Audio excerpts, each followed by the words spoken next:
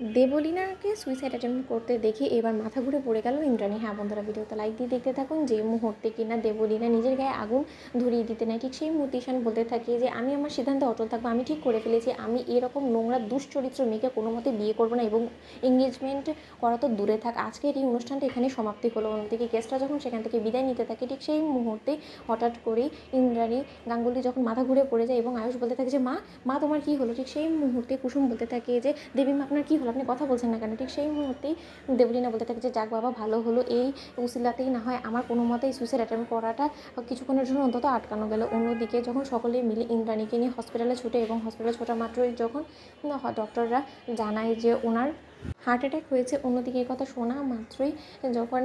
রাজশেখর বলতে থাকে যে ডক্টর যা কিছু করার করুন, কিন্তু তার সত্ত্বেও আমার ইন্দ্রাণীর যাতে কোনো রকম কোনো কিছু না হয়, এদিকটা আপনাকে খেয়াল রাখতে হবে। অন্যদিকে যখন আয়ুষ বলতে থাকে যে ডক্টর হঠাৎ করে মায়ের এরকম কেন হয়ে গেল বলুন তো, অন্যদিকে কথা বলা হচ্ছে ডক্টর বলতে থাকে যে মাত্রা অতিরিক্ত চাপ পড়েছে ওনার উপরে, এবং তার থেকেও বড় কথা উনি বেশ ডিপ্রেসড ছিল এবং তার কারণেই হতে পারে এরকম একটা ঘটনা ঘটিয়ে ফেলেছে উনি।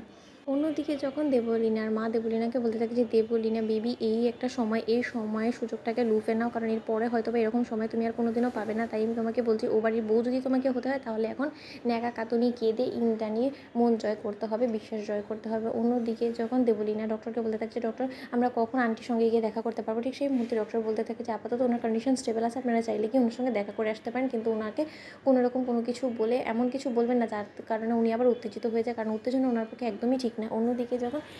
আয়ুষ এবং ঈশান সেখানে যেতে নেয়, ঠিক সেই মুহূর্তে রাজশেখর বলতে থাকে যে খবরদার আয়ুষ তুমি আমার সঙ্গে যাবে, কিন্তু তোমার সঙ্গে ঈশানকে তুমি কোনোভাবেই নেবে না, কারণ আজকে ইন্দ্রাণীর এই অবস্থার জন্য শুধুমাত্র ঈশান দায়ী। অন্যদিকে ঈশান বলতে থাকে যে বাবা আমি কী করেছি বলো তো, মায়ের একটা ভুল সিদ্ধান্তের কারণে আমি আমার জীবনটা নরকের দিকে ঠেলে দেবো, এবং তুমি সেটা ভাবলে কী করে যে আমি সেটা হতে দিব আমার জীবনের সঙ্গে, কারণ পরবর্তীতে তো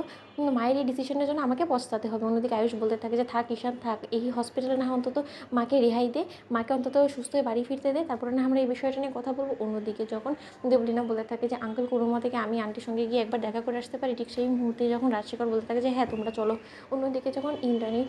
চোখ খোলা মাত্রই যখন দেবলীনাকে নিজের কাছে দেখতে পায় এবং দেবলীনা অঝরে কাঁদতে থাকে ইন্দ্রাণীর হাত ধরে এবং বলতে থাকে যে আন্টি তুমি আমার জন্য কত বড় একটা নিজের ক্ষতি করে ফেললে, তুমি একবার ভেবে দেখেছো আজকে তোমার যদি কোনো কিছু হয়ে যেত তাহলে আমি কী জবাব দিতাম সকলকে, সকলে তো আমাকে অপরাধী ভাবতো, কেউ তো একবারও এই জিনিসটা খতিয়ে দেখতো না যে আসল দোষটা কার, তুমি আমার জন্য নিজের জীবনের এত বড় একটা বলিদান কেন দিতে গেলে আন্টি। ঠিক সেই মুহূর্তে ইন্দ্রাণী বলতে থাকে যে বারে তুমি আমার জন্য এত কিছু করতে পারলে, তুমি তোমার নিজের মান সম্মানের উপরে দাগ লেগেছে বিধায় তুমি কোথায় সুইসাইড করতে চলেছিলে,